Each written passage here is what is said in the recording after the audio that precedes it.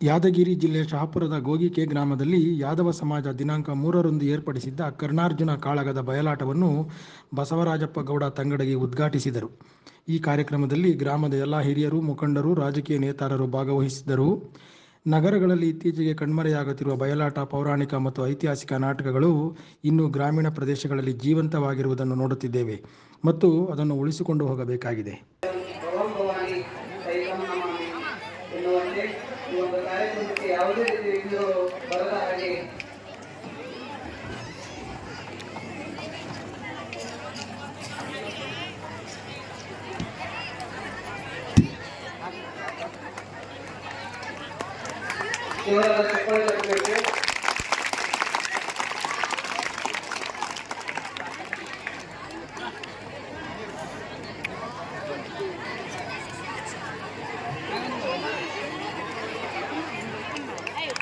ಎಲ್ಲರೂ ಒಂದು ಕೈಯಲ್ಲಿ ಈ ಒಂದು ರಿಬ್ಬನ್ ಕಟ್ ಮಾಡೋದ್ರ ಮೂಲಕ ಈ ಒಂದು ಬಯಲಾಟ ಕಾರ್ಯಕ್ರಮಕ್ಕೆ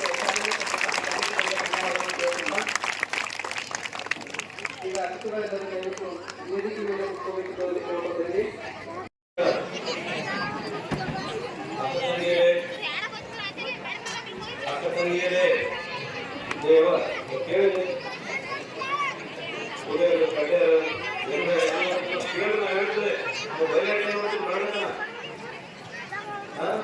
ಕಥೆಯಲ್ಲ ಕರುಣಾರ್ಜುನರ ಕಾಳ ಕರುಣಾರ್ಜುನ ಯಾರ ಅರ್ಜುನ ಯಾರು ಗೊತ್ತಿಲ್ಲ.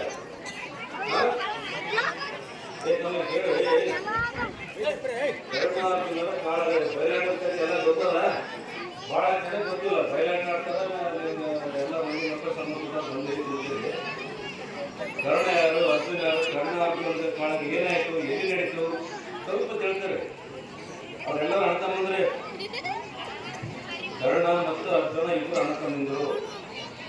ಒಬ್ಬ ಕರ್ಣ ಅವರು ಕುಂತಿ ಪುತ್ರ, ಅರ್ಜುನನು ಕುಂತಿ ಪುತ್ರನ ತಾಯಿ ಒಬ್ಬನೇ.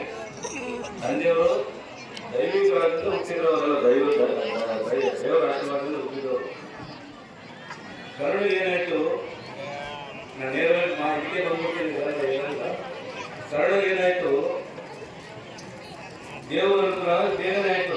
ಕುಂತಿಗೆ ಮದುವೆ ಆಯ್ತು, ಮೊದಲನೇ ಇನ್ನೂ ವಯಸ್ಸು ಬಂದು ಮಕ್ಕಳದು 5 ಮಂದಿ ಪಾಂಡವರು ಮತ್ತು ಕರ್ಣ.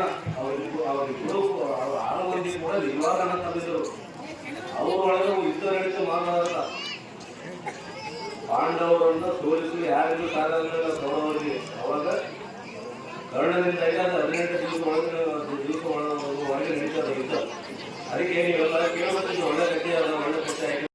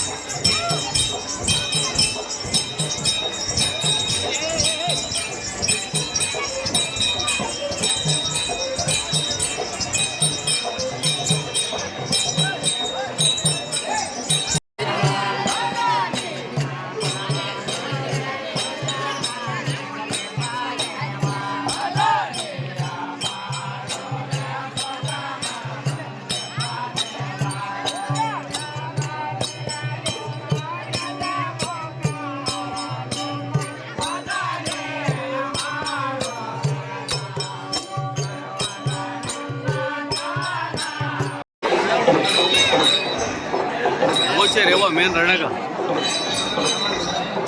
क्या ये क्या मेरे वो मेरे क्या